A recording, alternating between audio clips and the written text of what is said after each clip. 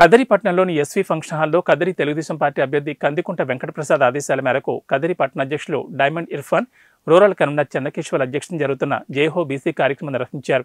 ఈ కార్యక్రమానికి ముఖ్య అతిథులుగా కదిరి నియోజకవర్గ పరిశీలకులు వహీద్ పాల్గొన్నారు. ఆయనతో పాటు జిల్లా అధ్యక్షులు కుంటిమద్ది రంగయ్య, కదిరి నియోజకవర్గ నాయకులు షేక్ బాబాజాన్ తదితరులు పాల్గొని ప్రసంగించారు.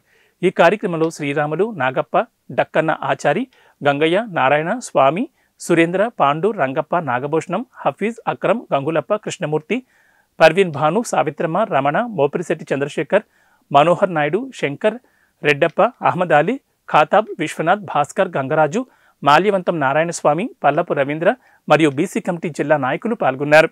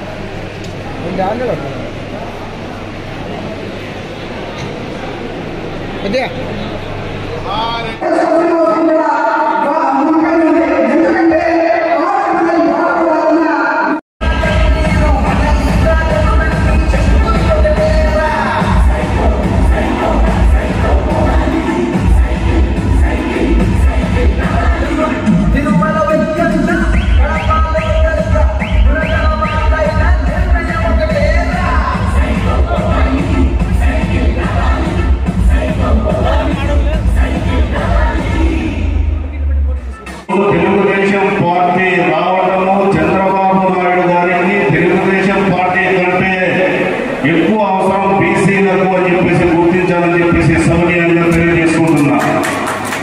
వాళ్ళకేమి ఈరోజు నేను చంద్రబాబు నాయుడు గారిని నేను రెగ్యులర్ గా అబ్జర్వ్ చేస్తున్నా. ప్రతిరోజు 18 గంటలకు పైన ఆయన పనిచేస్తున్నాడు. ఆయనలో ఉన్న స్ఫూర్తిలో 10% కానీ మన దగ్గర తెచ్చుకుంటేనే మనం తెలుగుదేశం పార్టీని అగ్రస్థానంలో నిలబెట్టుకుంటే ఈ రోజు మన బీసీ సోదరులు సురక్షితంగా ఉంటారన్న విషయాన్ని మీరు తెలుసుకోవాలని చెప్పేసి నేను నిర్ణయం వేసుకుంటున్నాను. ఈరోజు నేను ఈ తెలుగుదేశం పార్టీ మన బీసీ నాయకులలో ఫైర్ చూశా. నేను చాలా మీటింగ్లలో నేను చూస్తుంటా. కానీ ఇక్కడ వచ్చేసినటువంటి తెలుగుదేశం పార్టీ బీసీ నాయకులలో ఉన్న ఫైర్ నేను ఎక్కడా చూడలేదని చెప్పేసి తెలియజేసుకుంటూ మీ కార్యకర్తలను కూడా అదే ఫైర్ ఉండాలి. అదే ఇప్పుడు మన దగ్గరలోనే ఈ వైసీపీకి చెందిన ఒక పులివెందుల కూడా దగ్గరలోనే ఉంది. అయినా కూడా ఇంత ఫైర్ తోటి తెలుగుదేశం పార్టీ కోసం పోరాడుతున్న నాయకులు ఇక్కడ ఉన్నారంటే కార్యకర్తలు అంతకు మించి పనిచేయాలి. తెలుగుదేశం పార్టీ అధ్యక్షుడు నారా చంద్రబాబు నాయుడు గారు ఈ వయసులో కూడా 18 ఏళ్ళగా పనిచేస్తుంటే ఈ మధ్యనే నేను కందికుంట ప్రసాద్ గారిని కలిశాను. రాత్రి 12:30 కలిశాను. ఆ టైంలో కూడా ఆయన యాక్టివ్ ఉన్నాడు. మీరు వీళ్ళందరినీ దృష్టిలో పెట్టుకొని ఒక ఊరికే లీడర్షిప్ అంటే ఊరికే రాదు. మనం ఏదైనా కానీ మనము పార్టీని గెలిపించుకోవాలంటే చాలా కష్టపడాలి.